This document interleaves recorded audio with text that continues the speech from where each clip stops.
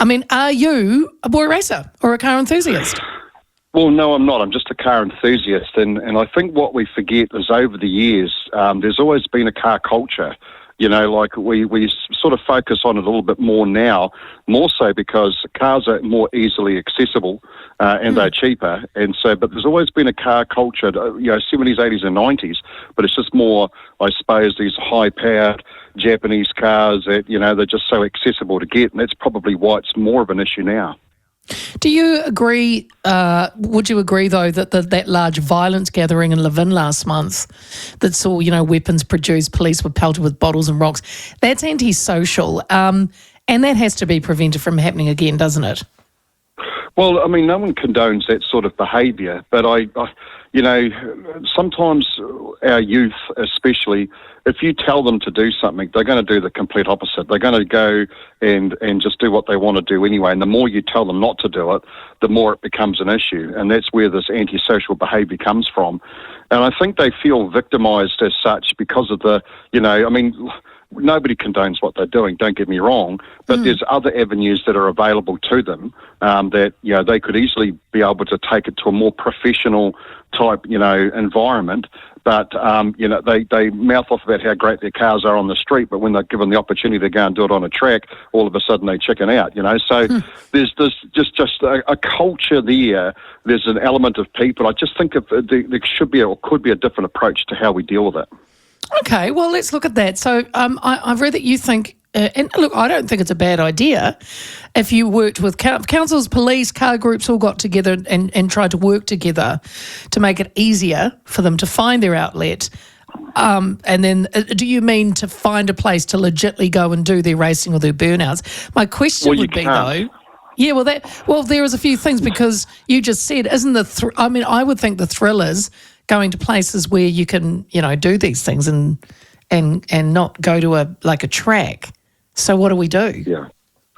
Well, the thing is that, I listened to your news bulletin before and they said about squashing cars. There's a 3-rule, deal that if you get busted 3 times, they're going to squash your car, and all that's going to do is they're just going to get another one, and they're going to come up and do the same thing. I think the biggest problem is, and it could get worse because obviously there's a big push towards motorsport at the moment where the truck, shutting different facilities down like Pukekohe, the Western Springs is under threat, all these places. And what's going to happen is you're going to shut all these places down, and all of a sudden that might compound the issue to even more serious, consequences. It could be more that will come in if we don't kind of deal with it, now. I just believe, honestly, that, I don't know what the way forward is. And let's be honest, every time you try to organise something, there's always so much red tape that you've got to push through to be able to organise anything. Down here in Invercargill, we've got a place called Tiratonga.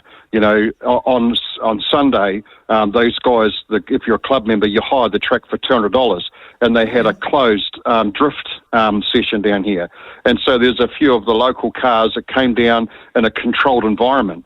Now, if I was to say to you that 5 years ago, those same people were drifting on the streets, and then they've seen that this is probably not the way forward for them, and so they've gone and taken it to a track. And, $200 and a group of guys, it wouldn't take much to, pitch in. But the biggest problem is, the way that I see it is that we need a place to be able for these guys to go so they can do this type of stuff in a more controlled environment, because if we don't do something shortly, then they're going to kill someone. Somebody's actually going to be seriously injured or killed. We did have that last year, didn't we, Jason, sadly? Yeah, well, I think we did actually, didn't we? Yeah. But there's so much red tape for no promotion wants to do it because, there's just so much red tape you've got to go through. There's, like insurances, and there's WorkSafe, and there's police, and there's councils and all that sort of stuff, and they just make it so difficult for them. So that's probably why it's getting pushed out onto the street. Who knows? If you did set it up, would it change? I'm not 100% sure, but I can't see it getting any better anytime soon. And it's all been sensationalised on TV with Street Outlaws, that TV program as well, where they, don't try this at home. Well, what's the first thing that our youngsters going to do? They're going to go try it at home. It's just, And so I think as a collective, I don't know whether they have leaders in these your organised car runs or whatever, but perhaps instead of trying to, they're always going to give resistance if you push, and most of them can't respect authority, so let's try and get them so that we can find a solution for everybody moving forward. Yeah, look, Jason, I think you're speaking sense. Look, I understand how the public can be fed up with these burnouts and these gatherings and the noise and especially it always seems to be in the wee hours of the morning. But you are right, car gets taken off them, they get another one. There's got to be another way for police resources as well to be doing other things. And I would like to be able to think that they would like to go somewhere that they could go and do their burnouts, show off their cars, like at Teretonga, like you were talking about. But you are right, with red tape at the moment, no one wants to touch it because if someone gets hurt, they get sued. So we're in a little bit of a weird spot.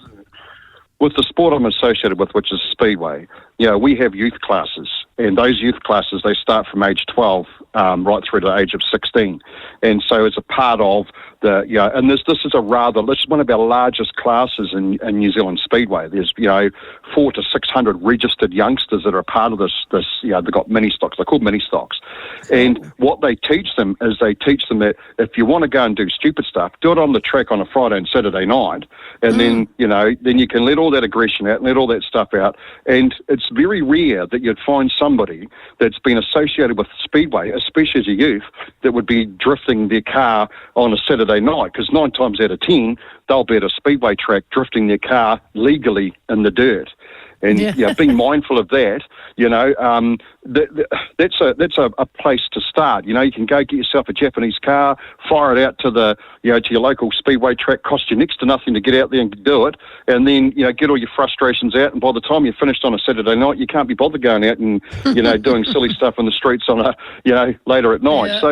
There's options, but it's not published. I think Speedway in this country has sort of been it's us and them type scenario, and there's actually avenues for people to be able to, there's things like that. There's drifting clubs, like I said, Sunday afternoon, we went out for a nice quiet afternoon watching some cars drifting. It's on my Facebook page, 33,000 hits for that one video of a guy lighting tyres up and stuff, but it was in a controlled environment, and it's like, and we actually said that this is a closed track, and if anybody could have got along, anybody, so it doesn't matter who you are. So, I suppose maybe with all the media about being negative, is there an opportunity for the media to be more positive about saying, well, come on, guys, how about you go and this is what we can do and this is where you can do it? And, there's many, burnout cars, for example. That's becoming a very popular scene here in New Zealand.